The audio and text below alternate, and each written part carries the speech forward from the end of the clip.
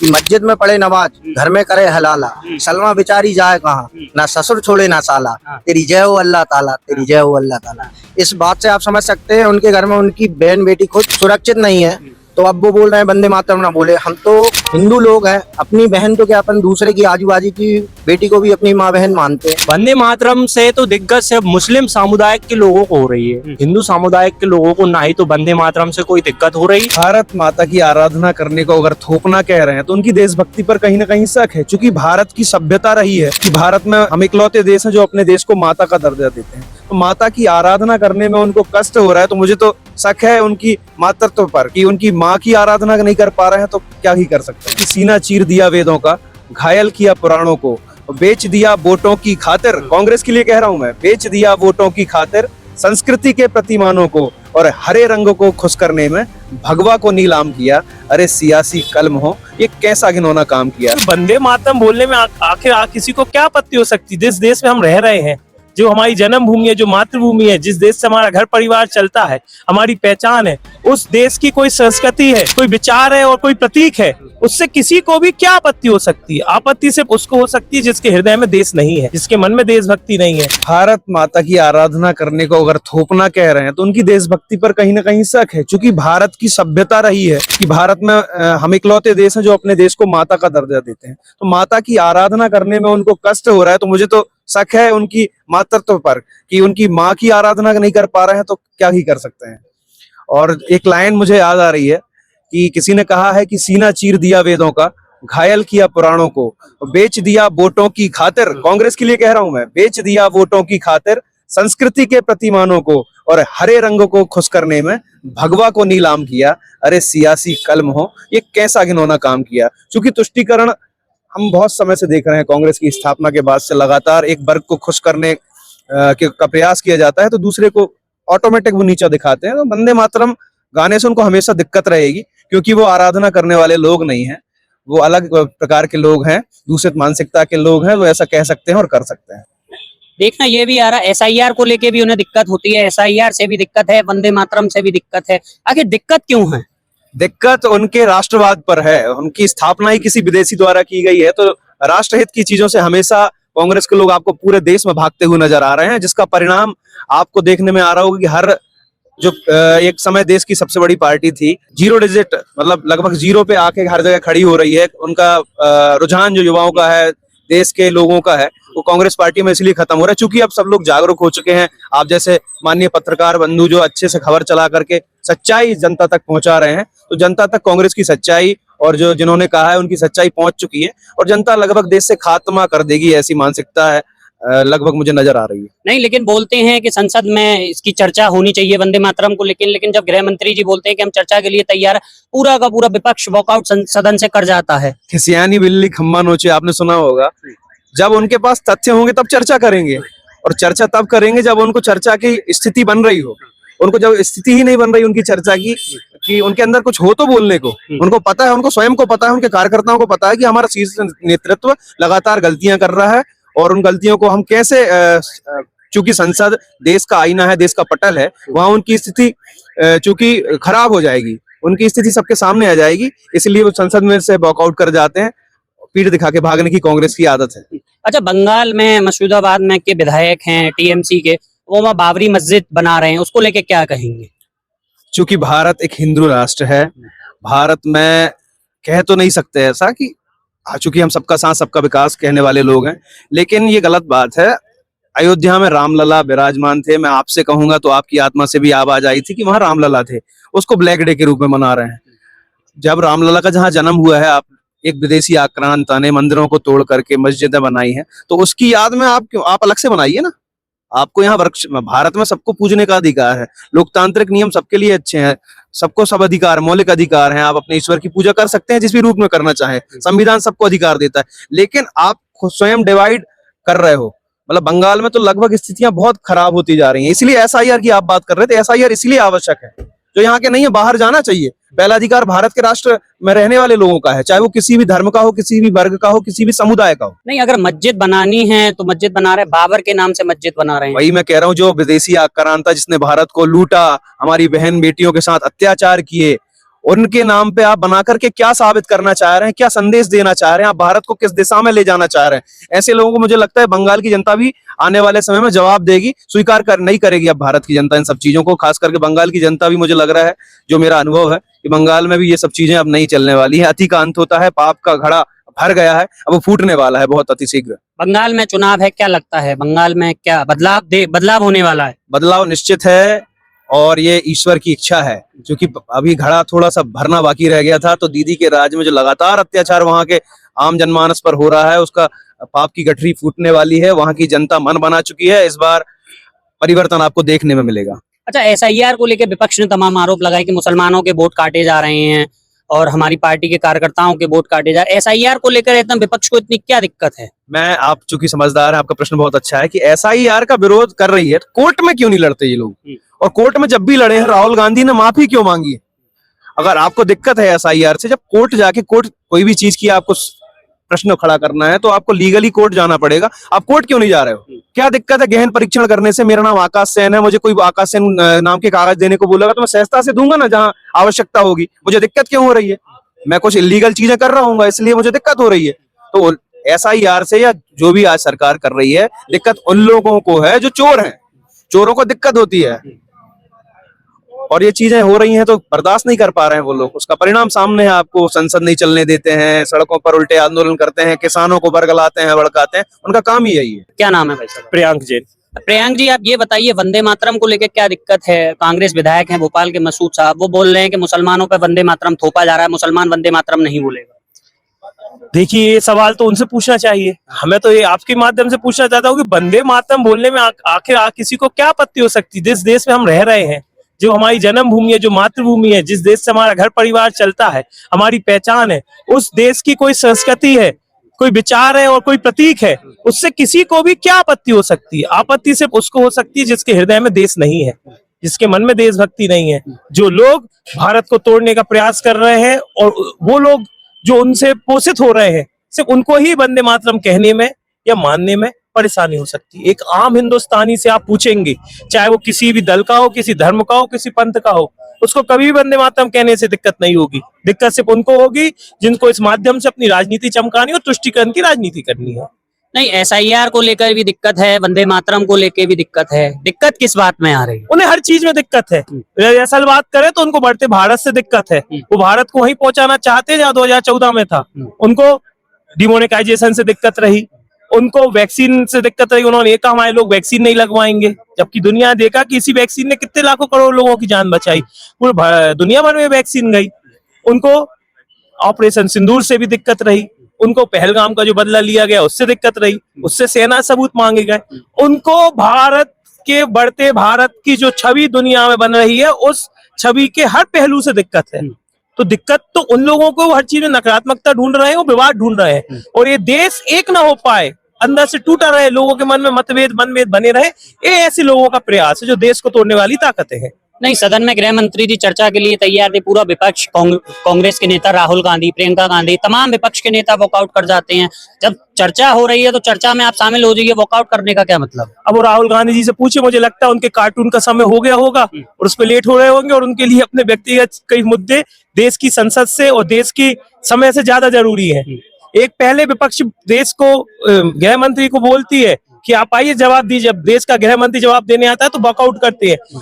इसी कारण कांग्रेस की दुर्गति का जो कारण है वो यही है, जो कांग्रेस देश के मुद्दों को लेकर गंभीर नहीं है और अपने हिसाब से मुद्दों को बनाना और गढ़ना चाहती है। कांग्रेस का जो पिछड़ने का कारण, दुर्गति होने का कारण है यही है। उनकी वो मानसिकता, कहते हैं रस्सी जल गई बल नहीं गया, वही कांग्रेस की मानसिकता। वो आज भी स्वीकार करने तैयार नहीं कि देश हमको नकार चुका है। घिसे पटे मुद्दे कहीं से भी, कभी एसआईआर का लाएंगे, कभी वोट चोरी का लाएंगे, कभी ईवीएम का लाएंगे। अपनी हार नहीं मानेंगे, अपनी कमी नहीं मानेंगे कि हम अपनी कमियों से हार रहे हैं। तो निश्चित तौर पे कांग्रेस कभी भी एक सकारात्मक विपक्ष की भूमिका 12-13 सालों में कांग्रेस ने नहीं निभाई है। जब राम मंदिर का निर्णय आया था उसका खूबसूरती से स्वागत किया था।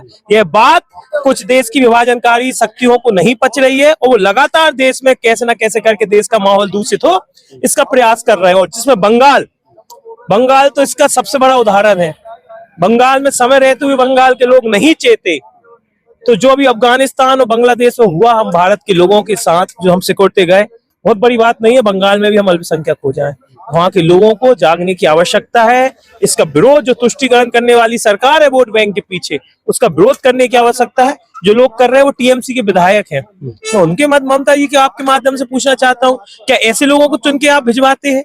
ऐसे लोगों को टिकट देते हो जो इसका विभाजन करें? और आपका क्या स्टैंड है ऐसे लोगों के प्रति जो देश में ऐसा काम कर रहे हैं? बंगाल में आप क्यों ऐसे कामों को अनुमति दे रहे होने दें? क्या नाम है भैया? मेरा नाम कपिल रजक है। अच्छा कपिल जी, ये बताइए, यहाँ भोपाल के विधायक हैं कांग्रेस के मसूद साहब, वो कह रहे हैं मुसलमानों पे वंदे मातरम थोपा जा रहा है, मुसलमान वंदे मातरम नहीं बोलेंगे, क्या कहना है? मैं तो उनकी बात पे एक ही बात बोलूंगा कि मस्जिद में पढ़े नमाज, घर में करे हलाला, सलमा बेचारी जाए कहाँ, ना ससुर छोड़े ना साला, तेरी जय हो अल्लाह ताला, तेरी जय हो अल्लाह ताला। इस बात से आप समझ सकते हैं उनके घर में उनकी बहन बेटी खुद सुरक्षित नहीं है, तो अब वो बोल रहे हैं वंदे मातरम ना बोले। हम तो हिंदू लोग हैं, अपनी बहन तो क्या अपन दूसरे की आजू बाजू की बेटी को भी अपनी माँ बहन मानते हैं, तो अब उनकी सोच अपन समझ सकते हैं कितनी रहती है। तो अब अच्छा, वंदे मातरम भारत माता की जैसे दिक्कत क्या है, क्या दिक्कत आ रही है? उनकी सोच है, मानसिकता है। हाँ। बूढ़ीवादी लोग हैं, हाँ। उनके आक्रांता लोग आए हैं बाहर से, बाबर के नाम पे मस्जिद बना रहे हैं। हाँ। बाबर कौन था? बाबर ने आके भारत में आके मस्जिद मंदिरों को नुकसान पहुंचाया, ये चीजें हैं। अच्छा, SIR हुआ, SIR को लेके भी उन्होंने वो कहा कि हमारे मुसलमानों के वोट काटे जा रहे हैं, हमारी पार्टी के कार्यकर्ताओं के वोट।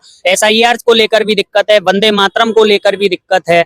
आखिर हर बात पर दिक्कत क्यों होती है विपक्ष को? SIR से ये दिक्कत है कि उन्हें 2002 के पहले जो घुसपैठी हुए हैं तो उनको प्रॉब्लम होगी वंदे मातरम से, और घुसपैठी करी है उन लोगों ने, तो आज वो जो सब रिकॉर्ड आ रहा है तो कहीं ना कहीं पता चलेगा कौन कहाँ से आया कहाँ से नहीं आया, तो ये वही लोग हैं, इसलिए उनको प्रॉब्लम हो रही है। अच्छा, बंगाल में चुनाव है 2026 में, क्या कहेंगे बंगाल चुनाव को लेकर, कैसे देखते हैं? बंगाल बिल्कुल पूर्णतः भाजपा जीतेगी। जो बाबर के नाम से मस्जिद बना रहे हैं वहाँ के हिंदू इकट्ठा होंगे और सब करेंगे। वंदे मातरम को लेके शहीद हुए और बाकी और भी नेता हैं, चंद्रशेखर आजाद जी हैं, बाकी सबने वंदे मातरम को लेके ही एक देश में एकता को एकाकृत करा था। जिस हिसाब से SIR तो ऐसा है कि जिसके जो खत्म हो चुके हैं पहले, उनके नाम पर ही वोट डाले जा रहे थे कई सालों से, तो ये SIR अच्छा विषय है। कांग्रेस के विधायक है भोपाल के मसूद साहब, वो कह रहे हैं मुसलमानों पर वंदे मातरम थोपा जा रहा है, मुसलमान वंदे मातरम नहीं बोलेंगे, क्या कहेंगे? देखिए, आपके चैनल के माध्यम से मैं एक बात आपको स्पष्ट करा देना चाह रहा हूँ। जब हमारा देश आजाद हुआ था 1947 में, तब से लेके आज तक हम वंदे मातरम, हर समाज वर्ग के लोग, हर पार्टी के लोग वंदे मातरम गीत गाते हैं। वंदे मातरम से तो दिग्गज से मुस्लिम समुदाय के लोगों को हो रही है, हिंदू समुदाय के लोगों को ना ही तो वंदे मातरम से कोई दिक्कत हो रही और ना ही कोई परेशानी। आरिफ मसूद साहब से मैं एक बात और स्पष्ट कहना चाह रहा हूँ, ये भोपाल के विधायक हैं, ठीक है, आप भोपाल के विधायक हो, एक यहाँ सारिक मछली करके एक कांड ओपन हुआ है, उसमें बलात्कार हो रहा है अपनी हिंदू बहन बेटियों के साथ। इसके अलावा कई उसके ऐसे काम चल रहे हैं, 2 नंबर के इलीगल काम चल रहे हैं, भोपाल के अंदर चल रहे हैं। सारिक मछली के साथ साथ कई संगठन मिलकर काम कर रहे हैं। सबसे पहले कांग्रेसी लोग जो हैं सारिक मछली का सपोर्ट कर रहे हैं। सारिक मछली के जो गुर्गे हैं वो तरह तरह की धमकियां दे रहे हैं। आपके भोपाल का एक युवा लड़का है अभिषेक जैन, जो कि भोपाल से दिल्ली तक साइकिल यात्रा कर रहा है। वो उस व्यक्ति का जो साइकिल यात्रा करने का उद्देश्य है वो सिर्फ इतना सा है कि जो लव जिहाद मध्य प्रदेश के अंदर दिन प्रतिदिन बढ़ रहा है उस पर रोक लगे, हिंदू बहन बेटियों के साथ जो बलात्कार हो रहा है उन सभी पे रोक लगे। और सबसे पहले अभी थोड़े दिन कल या परसों की बात है, संसद का शीतकालीन सत्र चल रहा है।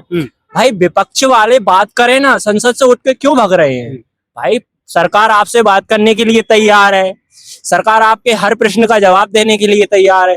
आप जवाब लो ना सरकार से, आप संसद से उठ के भाग के क्या आप क्या साबित करना चाह रहे हो? मैं विपक्ष से ही पूछना चाह रहा हूँ।